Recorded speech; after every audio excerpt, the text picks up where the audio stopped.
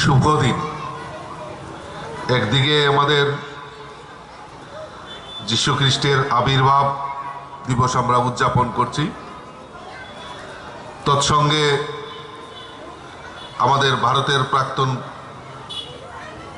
প্রয়াত ভারতরত্ন প্রধানমন্ত্রী অটল বিহারী বাজপেয়ীজির শুভ জন্মদিন আমরা পালন করছি। আরেকদিকে আমরা আমাদের যে উত্তরায়ণের দিকে অর্থাৎ বড়দিন হিসাবে আমরা উদযাপন করছি। আর এই মহতী দিনে আমরা আমাদের ধলেশ্বর স্থিত প্রান্তিক ক্লাবের উদ্যোগে প্রান্তিক উৎসবের আমরা শুভ সূচনার পুণ্যলগ্নে আমরা দাঁড়িয়ে আছি। 2024-এর এই প্রান্তিক উৎসব আজকে 25শে ডিসেম্বর তার শুরুয়াত হচ্ছে এবং আগামী 30 ডিসেম্বর পর্যন্ত সেটা চলবে।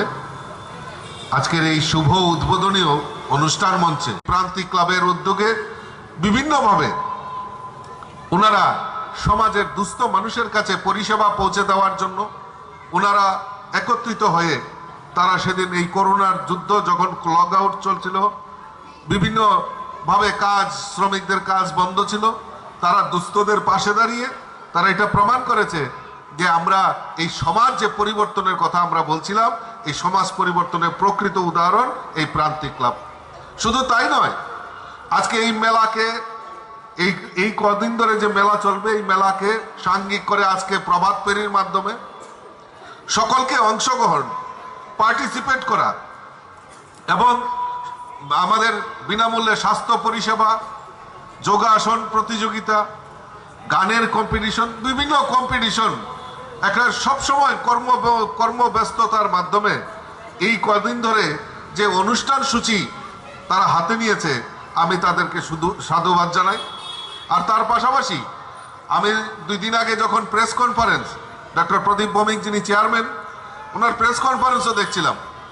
এটাই আমাদের কাছে বড় প্রাপ্তি যে আমরা এই জিনিসটাই দেখার জন্য আমরা আজকে অপেক্ষা করছিলাম যে আজকে ওনারা স্লোগান রেখেছেন যে আমার ত্রিপুরা, নেশামুক্ত ত্রিপুরা। এই যে স্লোগানটাকে সামনে রেখে তারা এই কর্মসূচিতে বাস্তবায়নের লক্ষ্যে তারা এগিয়ে যাচ্ছে, তার জন্য আমি প্রান্তিক ক্লাবের সমস্ত সদস্য, চেয়ারম্যান, সেক্রেটারি, সভাপতি প্রত্যেককে আমি ধন্যবাদ জানাই। কারণ আজকে আমাদের কাছে আমাদের সামনে বড় একটা চ্যালেঞ্জ, যেটা আমাদের রতন চক্রবর্তী মহোদয় বলার চেষ্টা করেছেন যে আমাদের সামনে বড় চ্যালেঞ্জ আমাদের যুব সমাজকে যেভাবে ধ্বংসের পথে নিয়ে যাচ্ছে, এটাকে আমাদের রোধ করতে হবে। আজকে খেলাধুলা, যোগাসন সমস্ত কিছু, কিন্তু এইটা আমাদের যুব সমাজকে একটা চ্যালেঞ্জের মুখে ফেলে দিয়েছে। এখন আপনারা হয়তো বলতে পারেন যে সরকার তো রয়েছে, সরকার উদ্যোগ নেবে। হ্যাঁ, সরকার উদ্যোগ নিচ্ছে এবং আরক্ষা প্রশাসনকে সেখানে শিক্ষা, স্বাস্থ্য, সামাজিক মূল্যবোধ এবং বিভিন্ন সাংস্কৃতিক অনুষ্ঠানের মাধ্যমে প্রান্তিক ধীরে ধীরে তার ডালপালা মেরেছে এবং সত্যিই আজকে একটা মহিরূপে পরিণত হয়েছে। আমাদের চোখের সামনেই তো বেড়ে উঠেছে। একটা সময় এই এলাকা, পার্শ্ববর্তী এলাকা হিংসায় মেতে উঠত। আজকে সেই সমস্ত হিংসার অবসান হয়েছে। এখন ক্লাবে ক্লাবে প্রতিযোগিতা চলে, কে কতটা মানুষের কাছে যেতে পারবে, কে কতটা মানুষের উপকারে আসবে এবং ক্লাবকে যারা শ্রদ্ধা করবে, ভালোবাসবে, ভরসা করবে। একসময় ক্লাব মানে ছিল আতঙ্ক। বিভিন্ন ক্লাবে ক্লাবে মারামারির মধ্যে যারা জিতবে তারাই শ্রেষ্ঠ। এই যে একটা কুরুচিকর অপসংস্কৃতি আমাদের কাঁধে চেপেছিল, সেটা থেকে বেরিয়ে আজকে ক্লাবগুলো, বিশেষ করে প্রান্তিকের মতো ক্লাব, যে সবাইকে দিশা দেখাচ্ছে যে সমস্ত দিক থেকে মানুষকে কি করে আরও বেশি তার প্রতিভার বিকাশের সুযোগ করে দেওয়া যায় এবং কিভাবে তার সাংস্কৃতিক চেতনা এবং মূল্যবোধকে, মানবিক মূল্যবোধকে বাড়িয়ে তোলা যায়, কিভাবে সুস্বাস্থ্যের অধিকারী করা যায়। কারণ একটা ডাইভারশন যদি না থাকে, একটা সময় নর্থ ইস্ট, বিশেষ করে ত্রিপুরা ছিল best corridor, safest corridor for the drug পেডলার্স।